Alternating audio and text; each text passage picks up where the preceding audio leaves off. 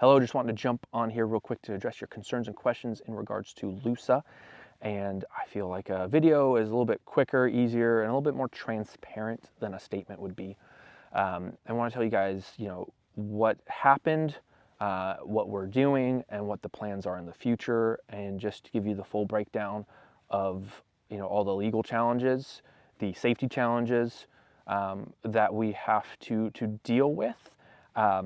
But know that we do have plans in place if we need to do an intervention or rescue. And I'll get to that a little bit later in the video. But um, what we do know with Lusa is 2 nights ago, I was alerted that there was, Lusa was just acting weird, just a bit lethargic. And then the next morning, yesterday morning, was just very lethargic, head down in the nest. Full transparency, I was very concerned. So I jumped on to the cam to do a visual cam inspection, and that is, you can only tell so much. I couldn't know anything other than the toe, the bleeding toe, and I'll get back to that in a minute, but no obvious signs of dehydration, parasite infestation, injuries to the beak or eyes, no fishing line, thankfully. That was my biggest concern. Yeah, no major concerns. And to give a quick background on myself, I worked at the American Eagle Foundation for 4 years, I think 4 years. I'm not great with timelines and things. That's for my wife to keep up with. I volunteered there for a year, and then I was a vet tech for about 5 years and a certified wildlife rehabilitator in Georgia.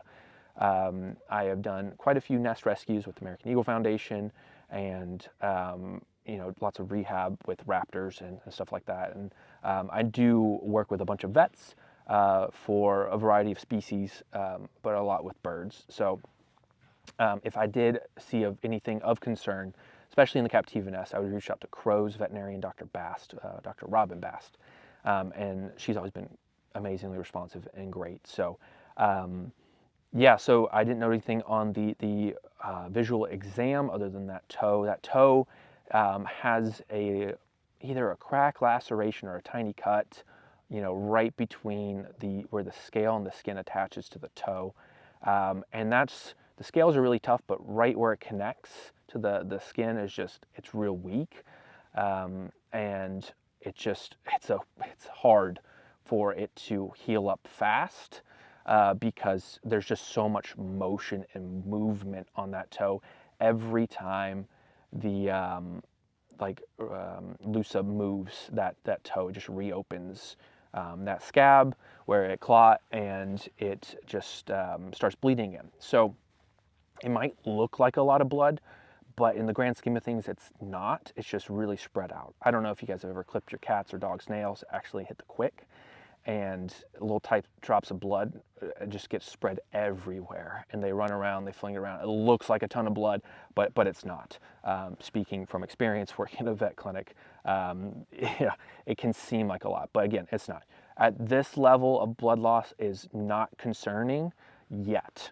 We'll keep an eye out for it, and really monitor that. It's not something that's life-threatening. And people might be asking, well, is it rodenticides? Is there a lead issue? Is there something else going on that's keeping that toe from clotting? And I would say, no, nothing's obvious. The clot times seem reasonable. There was a rat brought in, was it mid-January, I think, that could have had rodenticides, but they need to ingest a good bit of rodenticides to have it significantly affect them. And when I mean good bit, I'm thinking like, there's no real way to know, how much rodenticides they could ingest without causing a problem, because every individual is different. But I would say more than one rat for sure to cause major issues. So is there is rodenticides causing a little bit of clotting issues? Maybe, but at this point it's not life-threatening or life-concerning. So clot times seem normal. Every time she moves significantly, she has a chance, I'm saying she, I don't know the gender, apologies. Every time Lusa moves, it could reopen that and bleed a bit, but it clots pretty fast afterwards. So the toe, I'll be honest, is not my concern. The lethargy, lack of eating is my concern. The energy levels are up from a few days ago. or from yesterday morning. But I'm concerned about Lusa's eating. So again, full transparency here. I'm not meaning to get people to panic, but what I'd say is by tomorrow morning to afternoon, if Lusa hasn't eaten, that's when my concern level ramps up from like a 2 to 3 out of 10 to like a 5 or 6 out of 10. People might be concerned already, but what I will say is, or majorly concerned already, but what I will say is that that nest has so much food.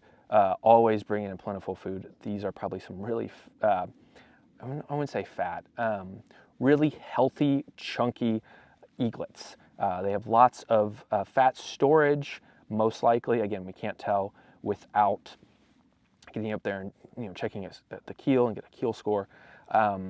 But for those rehabbers or people that understand keel scores, I would guess probably a 4.5 out of 4.5 out of 5 for a keel score. So people that might not know, you want like the perfect keel score is like a 3, 2.5 to 3 out of 5, which means lots of muscle, not too much fat. So I suspect there's a good bit of fat there. Again, I'm just speculating there based on how much food they get and how much they eat. But Lusa yesterday night cast up 2 pellets, so that was probably contributing to feeling full, not wanting to eat. This morning, still a little lethargic, still hasn't eaten, but definitely not putting their head into the nest, and it's better. Maybe there's another cast that needs to come up. Who knows? I would just like Lusa to eat. I'll feel a lot better. Again, not that concerned about the toe. And I've gotten a few emails, I've gotten some messages about doing an intervention or a rescue. So I need to do like a full YouTube video on this. That is in the plans, but I'll just go through the 2 concerns that we have with an intervention or rescue. First, I'll go over the legal. Second, I'll do like logistics and safety. So legally, it's hard, not impossible, hard to get permission from U.S. Fish and Wildlife to go up into the nest if there's not a man-made issue. Man-made issue meaning the eaglet is caught up in fishing line, ate a hook, sinker, something like that. Something that we can obviously point to with enough evidence to be like, yep, man caused this, so man needs to fix this. U.S. Fish and Wildlife gives permission for that easy. And so if it's a non-man-made issue, if it's potentially like avian influenza, which is a public health concern, then U.S. Fish and Wildlife is more likely to give permission to go up there, because U.S. Fish and Wildlife is basically saying, hey, we won't put you in jail or we won't prosecute you if you disturb that nest and you cause injury or death to the other eaglet or parents. That is what U.S. Fish and Wildlife is saying. Now, if something were to happen to cow or to Lusa or something else like that, it could leave a really bad taste in U.S. Fish and Wildlife's, I guess, proverbial mouth, and they could lose trust in us to do rescues in the future. So we're just trying really not to jump the gun. I'll be honest, this type of what's going on right now, this type of injury does not warrant a rescue, and U.S. Fish and Wildlife would quickly deny this. So it's not at that level that we need to ask yet. But we have those connections, we can do that, and we can work with Florida State Fish and Wildlife as well. So that's the legal side of things.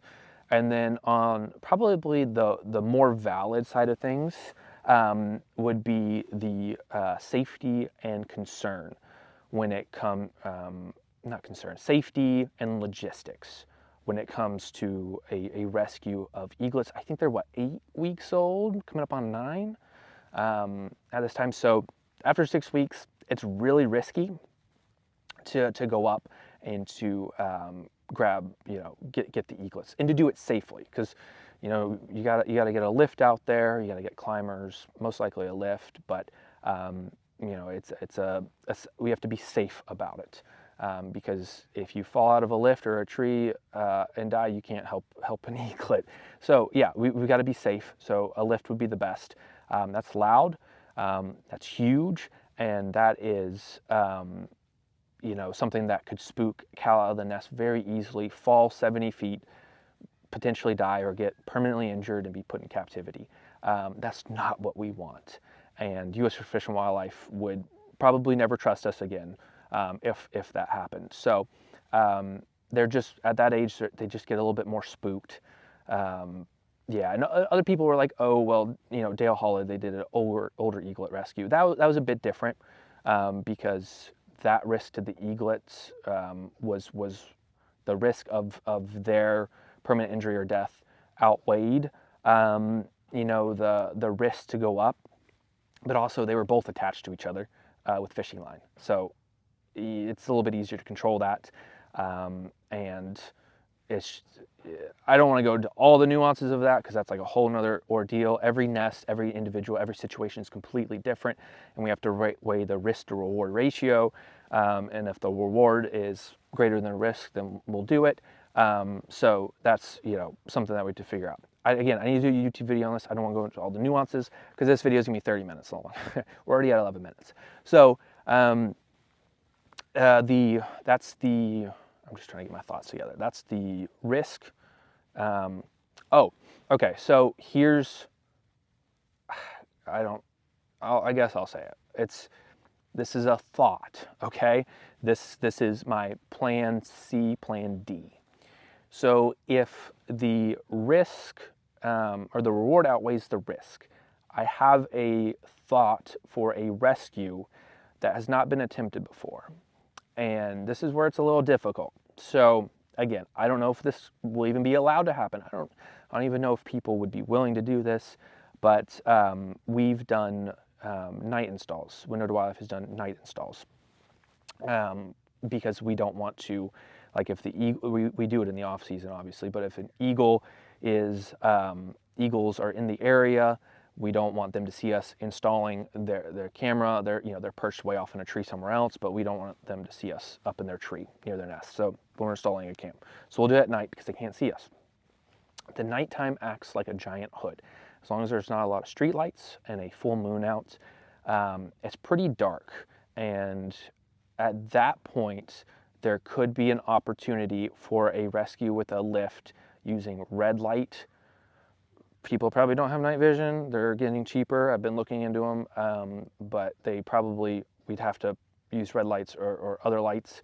And a night install is probably, a night rescue is something to consider which would reduce the risk of Cal or Lusa jumping out of the nest. Now that puts in a whole nother element of danger for people. And if Cal were still to fall in a nest, Cal is more likely to get seriously injured because they can't see where they're falling to the ground from or glide or miss branches or something like that. So that is not something, I'm not convinced that would work just yet, but it's in my back pocket for if we needed to do something with a rescue or intervention if we were able to get legal permission and everybody involved felt like it was reasonable to go up and do a rescue. Again, I'm just giving you my full thought process. I'm being fully transparent. I hope this doesn't backfire on me and people get mad at me in the comments or go off on this on the internet.